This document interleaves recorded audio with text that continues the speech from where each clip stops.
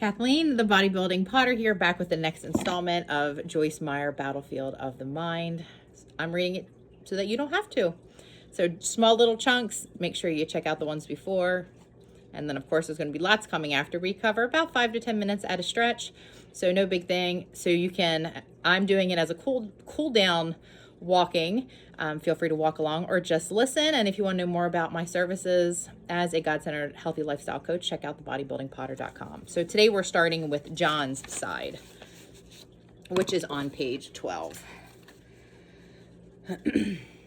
And you can see where my puppy brought me the book. So the other side of the story involves John. He too has problems. They are a contributing factor to the situation he and Mary faces in their marriage, home, and family. John should be taking his position as the head of the family. God intends for him to provide spiritual leadership in his home. John is also born again and knows the proper order for the family.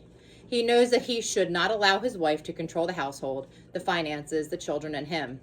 He knows all this, but he doesn't do anything about it except feel defeated and retreat into the TV and sports.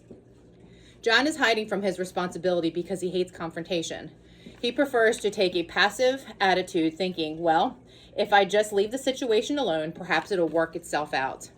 Or he excuses himself from taking real action by saying, I'll pray about it. Of course, prayer is good, but it's not merely a way of avoiding responsibility. Let me clarify what I mean when I say that John should assume his God-given position in the home. I don't mean that he should come on like Mr. Macho, ranting and raving about his authority. Ephesians 5:25 teaches that a man should love his wife as Christ loved the church. John needs to take responsibility, and with responsibility comes authority.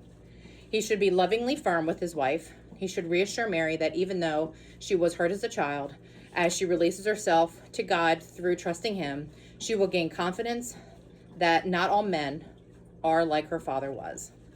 John should be doing a lot of things, but like Mary, he also has mindsets that open the door for the devil to hold him captive.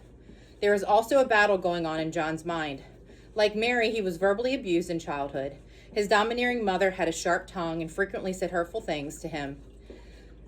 Things like, John, you're such a mess. You'll never amount to anything. John tried hard to please his mother because he craved her approval, as all children do. But the harder he tried, the more mistakes he made. He had a habit of being clumsy, and his mother told him all the time he was a klutz. What a klutz he was.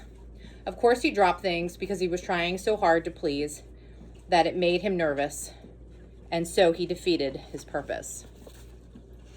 He also experienced some unfortunate rejection from children with whom he desires to be friends. This type of thing happens to most of us at some point in our lives, but it devastated John because he already felt rejected by his mother. And there was a girl whom he really liked in his high school years, who rejected him for another boy. By the time all of these things had tallied up in John's life and the devil had worked on him, building strongholds in his mind for years and years, John simply had no courage to be anything but quiet, shy, and withdrawn. John is a low-key type person who simply chooses not to make waves. For years, he has been having thoughts directed into him that go something like this. There is no point in telling anyone what you think. They won't listen anyway. If you want people to accept you, you just need to go along with whatever they want. Just leave things alone. Nothing you say will make a difference anyway. The few times he tried to stand his ground on the issue, it seemed that he always ended up losing. So he finally decided that confrontation wasn't worth the effort. I'm going to lose anyway in the end, he reasoned. So why even start anything? Luke 4:18 to 19. What is the answer? The Spirit of the Lord is among me, because he has anointed me, the anointed one, the Messiah, to preach the good news, the gospel to the poor.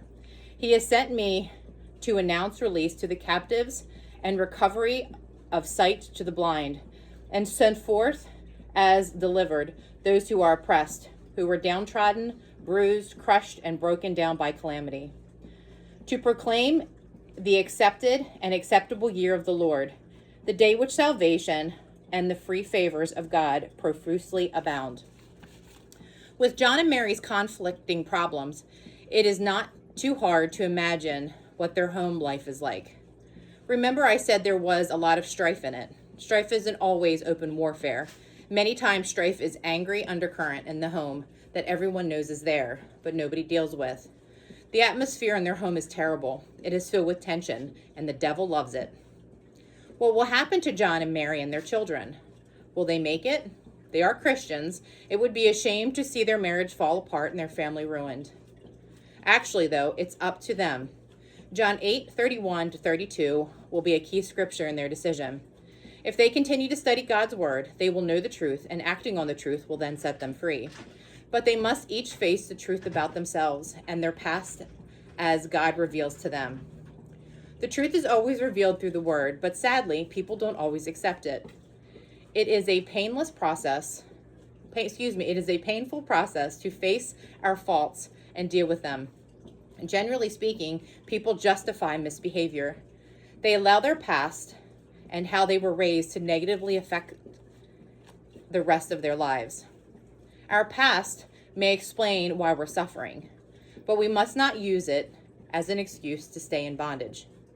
Everyone is without excuse because Jesus always stands ready to fulfill his promise to set the captives free. He will walk us across the finish line of victory in any area if we are willing to go all the way through with him. 1 Corinthians 10-13, the way out.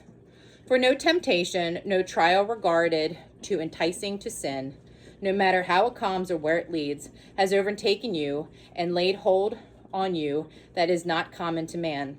That is no temptation or trial that has come to you that is beyond human resistance, and that is not adjusted and adapted and belonging to the human experience, and such as man can bear. But God is faithful to his word and to his compassionate nature, and he can be trusted, not to let you be tempted and tried and strayed beyond your ability and strength of resistance and power to endure. But with the temptation, he will always also provide the way out, the means of escape to a landing place, that you may be capable and strong and powerful to bear it up under it patiently. I hope you will see from this parable type example how Satan takes our circumstances and builds strongholds in our lives, how he wages war on the battlefield of the mind. But thank God we have weapons to tear down the strongholds. God doesn't abandon us and leaves us helpless.